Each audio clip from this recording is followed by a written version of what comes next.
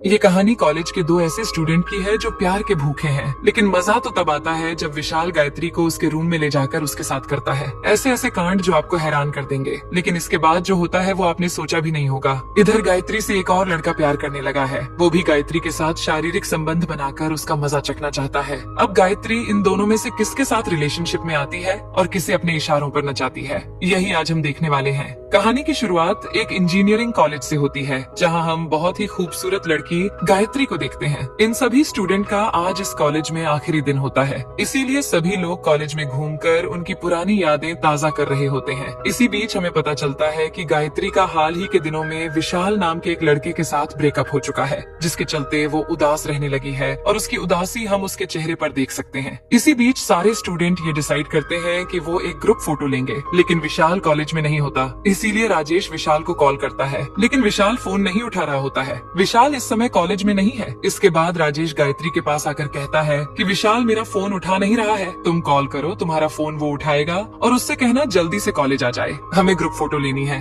अब जैसे ही गायत्री फोन करती है, विशाल तुरंत गायत्री का नंबर देखकर फोन उठा लेता है। गायत्री बताती है कि यहाँ पर सभी स्टूडेंट तुम्हारा वेट कर रहे हैं, हमें ग्रुप फोटो लेनी है, तुम जल्दी से कॉलेज आ जाओ। लेकिन विशाल कहता है कि मेरे जैसा लड़का तुम्हारी यादों में नहीं रहे तो अच्छा है, क्योंकि मैं तुम्हें कभी समझ ही नहीं पाया। इतना कहकर वो फोन काट देता है। गायत्री विशाल को मिस कर रही होती है, उसका दिल टूट चुका है। इसके बाद ये सभी लोग ग्रुप फोटो खिंचवा लेते हैं। इस समय भी गायत्री विशाल के फोन का वेट कर रही होती है। ग्रुप फोटो हो जाने के बाद सभी स्टूडेंट उनके हॉस्टल जाने लगते हैं। इधर गायत्री विशाल की याद करके रोने लगती है, वो बहुत फूट फूट कर रो रही होती है। विशाल भी एक जगह आकर वो भी रोने लगता है। गायत्री के पास उसकी एक फ्रेंड कल्याणी आकर उसे रोने की वजह पूछने लगती है, लेकिन गायत्री उसे कुछ नहीं बताती। इसके बाद दोनों मिलकर उनके हॉस्टल जाने लगते हैं। रास्ते में गायत्री बताती है कि वो इस कॉलेज में कभी आना ही नहीं चाहती थी, लेकिन उसके पापा ने जबरदस्ती उसका एडमिशन इस कॉलेज में कर दिया। लेकिन इस कॉलेज में 4 साल गुजारने के बाद अब मेरा इस कॉलेज से जाने का मन नहीं कर रहा है। इस कॉलेज का हर एक दिन मेरे लिए खास है और उसकी एक वजह है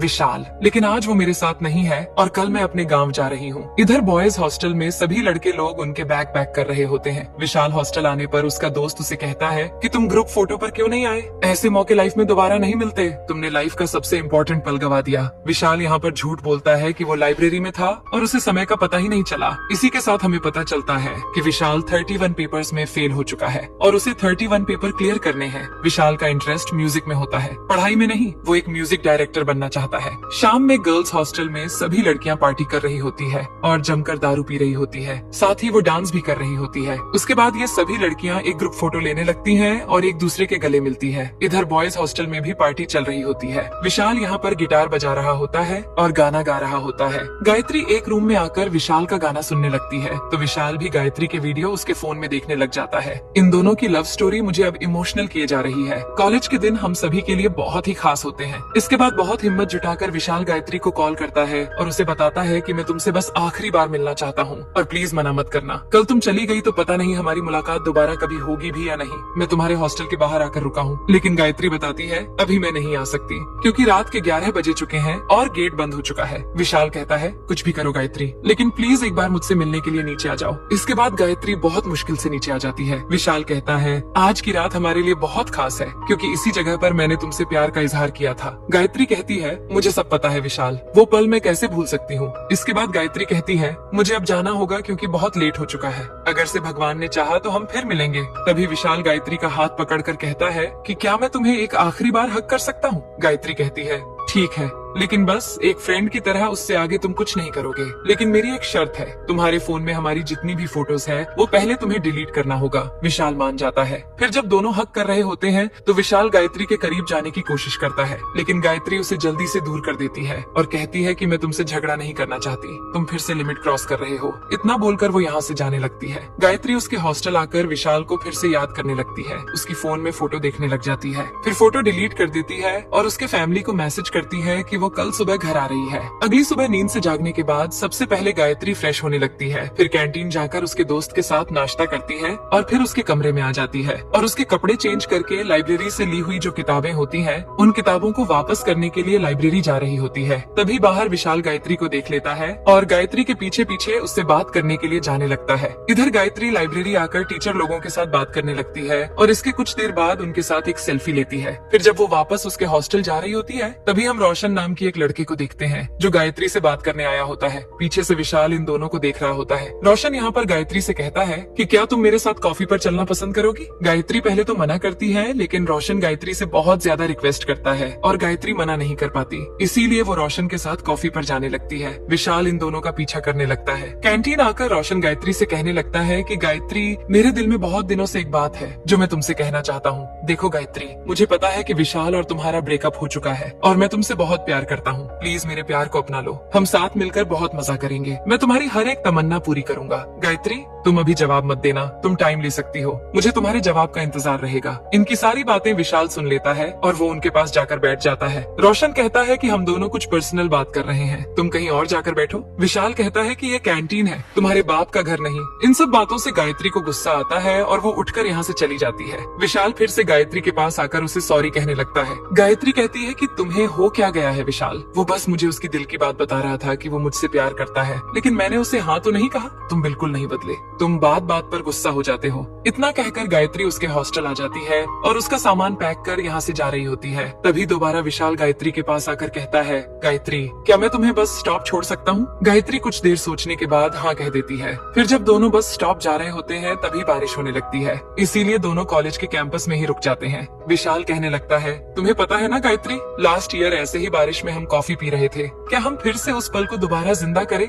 इसके बाद दोनों कॉलेज में घूमकर उनकी पुरानी यादें ताजा करने लगते हैं। इन दोनों का ये आखिरी पल है, दोनों इस पल को सेलिब्रेट कर रहे होते हैं। इसके बाद कैंटीन में आकर गायत्री उसने दिए हुए किचन को वापस ले लेती है। इस किचन के ऊपर लिखा होता है कम बैक टू मी और कहने लगती है, मैं नहीं चाहती विशाल की तुम मेरे दिए हुए चीज को देखकर मुझे याद करो और दुखी हो, मुझे ये पसंद नहीं। विशाल इस चीज से इतना गुस्से में आ जाता है कि वो कहने लगता है, तुम लड़कियां ऐसी ही होती हो, पहले हमसे प्यार करने का नाटक करती हो, फिर जब हम तुमसे सच्चा प्यार करने लगते हैं तब हमें कहती हो कि हम सब कुछ भूल जाए। गायत्री विशाल को समझाने लगती है कि मैं नहीं चाहती विशाल की तुम मेरे जाने के बाद दुखी रहो, इसीलिए तुम्हें मेरी बात माननी होगी। अब ऐसी ही बातों में दोनों एक दूसरे के करीब आने लगते हैं और ये पल काफी रोमांटिक होता है। दोनों एक दूसरे की आंखों में देखकर प्यार का इजहार कर रहे होते हैं। इसके बाद दोनों क्लासरूम में आ जाते हैं और पूरे क्लासरूम में ये दोनों ही होते हैं। दोनों एक जगह बैठकर बातें करने लगते हैं। विशाल कहता है कि तुमने मुझे दूर क्यों कर दिया। गायत्री बताती है, लास्ट ईयर मैं अपने पढ़ाई पर फोकस नहीं कर पा रही थी,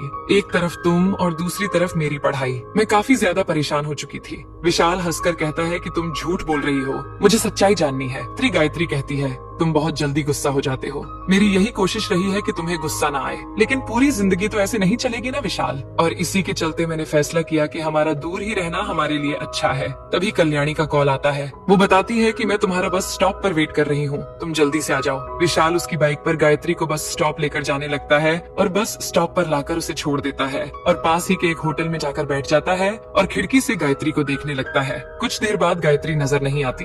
विशाल को लगता है कि वो चली गई, लेकिन बाहर आकर देखने पर गायत्री वहीं पर बैठी होती है। विशाल खुश होकर उसके पास जाता है और कहता है कि क्या तुम्हें बस नहीं मिली। गायत्री कहती है कि नहीं, शायद और थोड़ा टाइम लगेगा। विशाल कहता है कि अगर तुम चाहो तो हम मेरे रूम पर जा सकते हैं, मैं तुम्हारे लिए अपने हाथ से खाना बनाकर तुम्हें खिलाऊंगा। गायत्री पहले मना करती है, लेकिन विशाल के बहुत ज्यादा रिक्वेस्ट करने पर वो मान जाती है। दोनों रूम पर आ जाते हैं। विशाल कहता है कि तुम फ्रेश हो जाओ, तब तक मैं तुम्हारे लिए कुछ बनाता हूँ। गायत्री ऊपर जाकर विशाल का रूम देखने लग जाती है। रूम देखकर हो जाने के बाद वो नीचे आती है और ये दोनों मिलकर खाना बनाने लगते हैं और साथ बैठकर खाने लगते हैं। खाना खाने के बाद विशाल गायत्री के लिए गाना गाने लगता है। गायत्री विशाल के कंधे पर सर रखकर गाने को सुन रही होती है। कुछ देर बाद विशाल कहता है कि चलो मैं तुम्हें बस स्टॉप छोड़ देता हूँ, वरना तुम्हें देर हो जाएगी। लेकिन गायत्री विशाल को अंदर खींच लेती है और उसे किस करने लग जाती है। गायत्री खुद को कंट्रोल नहीं कर पाती। विशाल भी गायत्री के करीब जाने लगता है। यहाँ पर दोनों ऐसा जोश दिखाते हैं कि जैसे मानो दुनिया ही रुक जाए। दोनों का मूड इतना गर्म हो जाता है कि सब कुछ भूलकर दोनों एक दूसरे की प्यास बुझाने लगते हैं और ये सब विशाल के कमरे में हो रहा होता है। काम खत्म होने के बाद दोनों सो जाते हैं। अगली सुबह चाय पर गायत्री कहती है कि तुम आगे क्या करने वाले हो,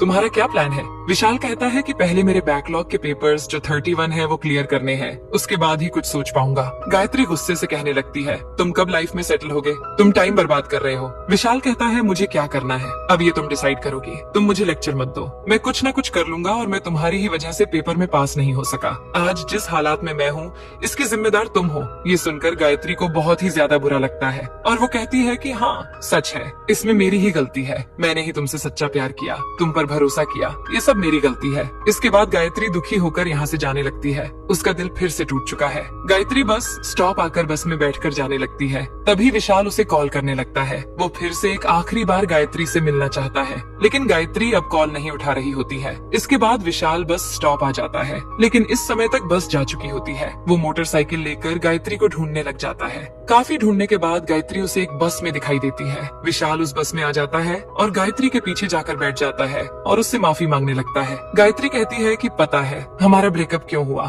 तुम्हारी गुस्से की वजह से तुम गुस्से में सब कुछ भूल जाते हो और बाद में मेरे पास आकर मुझे सॉरी कहते हो। तुम्हारा सॉरी लेकर मैं क्या करूं, क्या उसका अचार डालूं? मुझे तुम माफ कर दो विशाल, और पहले ये डिसाइड करो कि तुम्हें लाइफ में क्या करना है। 4 साल अपने आप को दो और इन 4 सालों में हमारे बीच अगर प्यार रहा तो हम दोबारा मिलेंगे। विशाल गायत्री की ये बात मान जाता है और जाने से पहले एक सेल्फी लेता है और ये सेल्फी इन दोनों की आखिरी सेल्फी होती है। दोनों काफी इमोशनल हो जाते हैं। इसके बाद गायत्री का स्टॉप आ जाता है।